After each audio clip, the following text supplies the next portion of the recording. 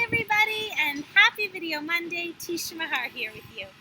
For this week's video, I want to talk to you guys about kombucha and fermented foods. I received a question from the lovely Miss Pitt, and she asked me what my opinion was basically on kombucha, on fermented foods, and whether I felt that these were healthy and good things that we should add to our diet.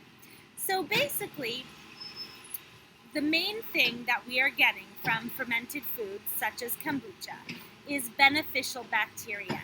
And I am a huge believer in gut health. And I think that a lot of hormone imbalances, a lot of illnesses are rooted in the health of our gut. So we really need to take care of our stomachs, of our guts. And fermented foods are absolutely one way of doing that due to their high amounts of beneficial bacteria. Now, if you already have a yeast overgrowth kind of a situation happening, you might not react so great to these foods at first. And because of that, you might need to do a little bit of an elimination diet and slowly start to introduce probiotics into your system. So just take note of that. If you start to eat or you dramatically increase your consumption of fermented foods really quickly, you could actually experience some die-off symptoms and you could feel very bloated and not so great. So what are some fermented foods other than kombucha? Basically things like sauerkraut, yogurt, kefir, kefir, everyone pronounces it a little differently. Tempeh, so it's a form of fermented soy. Miso is another one. So is kimchi. So all these foods are fermented. All of these foods have beneficial bacteria in them which help to nourish our guts. Now, the thing about kombucha, guys, that I personally am a little bit funny about is kombucha does contain a fair amount of sugar. And even though well, I shouldn't say a fair amount of sugar. It really is going to depend on the make of the kombucha. So when you're looking for kombucha, take note of the amount of sugar that's listed on the label, but also really tune into your taste buds. If it tastes really sweet, it might have more sugar in it than the label is suggesting.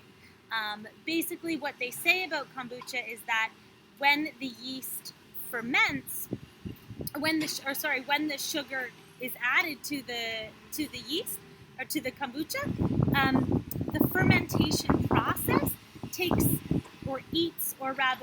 out a lot of that sugar.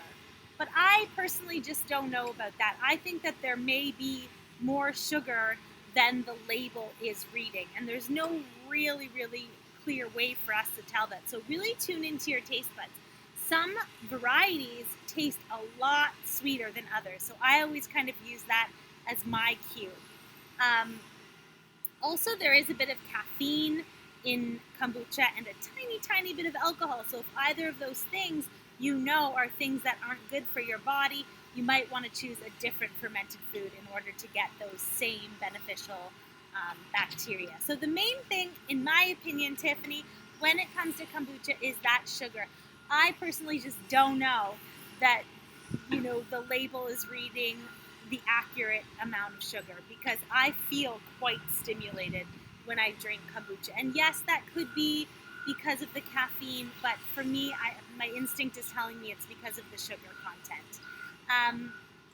Homemade kombucha is likely going to contain less, and you could even make your own, and that way you could be in full control. There's a woman who follows my page named Judith, and something tells me that Judith's kombucha is not the same in the same sweetness as the kombucha that you would find at the grocery store, the health food stores. So just really tune into your body, tune into your taste buds. If you feel really stimulated by it, there might be a little bit more sugar in there than you're being told. As always, you guys, thank you for watching and thank you for your interest in learning from me. I hope you all have a wonderful week. If you don't already follow my pages, you can find the links below for my Facebook page, my website. If you're interested in doing a consultation with me, I would absolutely love that. I would love to work with you and help you move closer to any goals that you might be trying to achieve.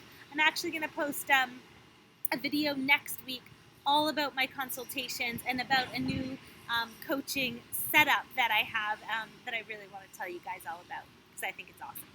Okay, see you soon, guys. Happy Monday. Happy week.